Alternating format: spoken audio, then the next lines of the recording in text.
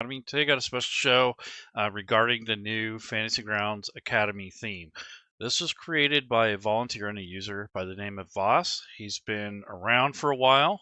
He's basically volunteered for at least 3 or 4 years in the Fantasy Grounds Academy as an expert. So he knows a lot about Fantasy Grounds, and basically he created a theme for his own game, and he asked me if I would like a version of it, and I said yeah, sure. So this has been going on for a few months now. We're going back and forth discussing colors and such. So the color scheme that we have for Fantasy Grounds is essentially based off an old poll that we did long ago.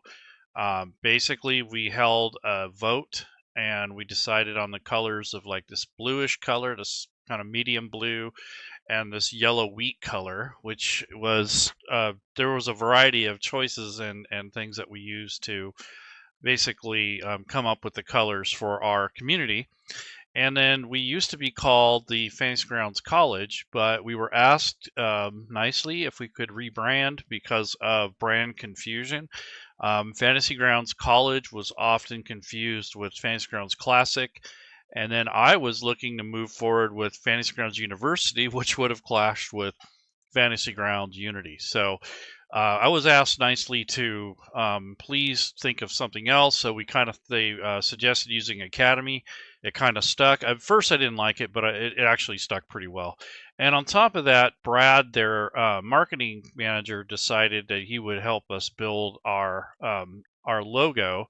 So, with all those different things, I don't see why not. So he created the actual image for the logo and the lettering. These three characters here, I had those commissioned by Louis Prado. So he did those, but and I got licensed to use those. But the dice, the text, all that stuff, that was Brad or the Simple GM's design. The colors were voted on by the community, and now finally we have this theme here that is kind of themed around our community colors. It's also updated and modernized. So some of the things that Voss had told me about this, and that I've seen on his description, is that it's kind of a non-skeuomorphic kind of uniform design, where it's kind of even and fresh, kind of contemporary. There's an enhanced chat box, so there's new icons in here. So when you roll dice and such, they show up a little bit better.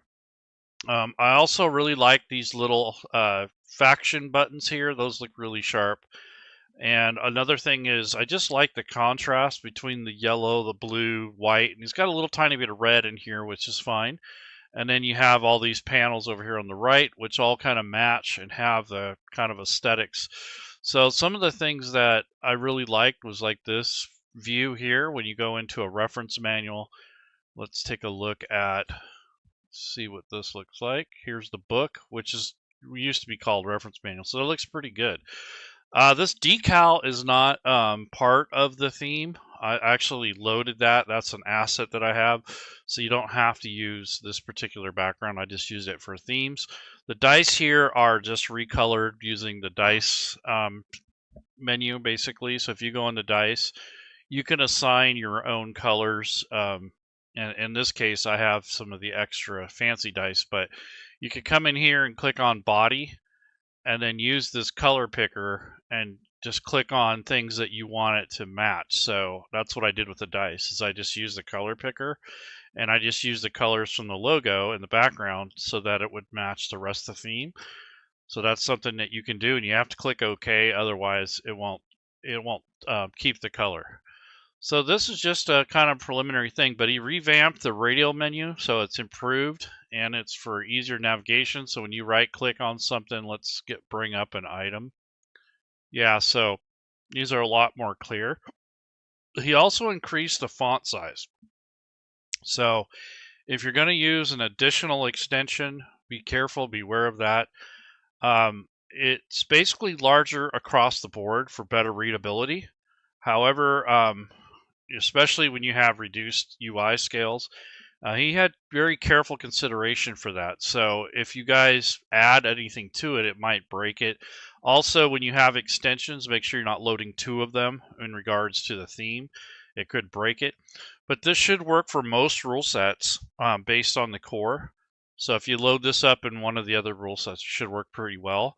If you have any discrepancies or concerns, or perhaps something that you'd like changed, there is a thread in the forums where you can post.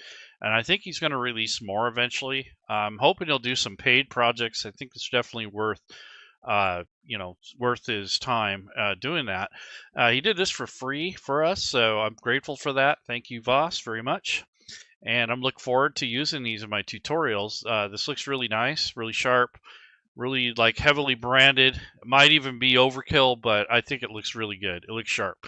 And I really wish that there were more like this that have kind of a more of a thematic thing, maybe for.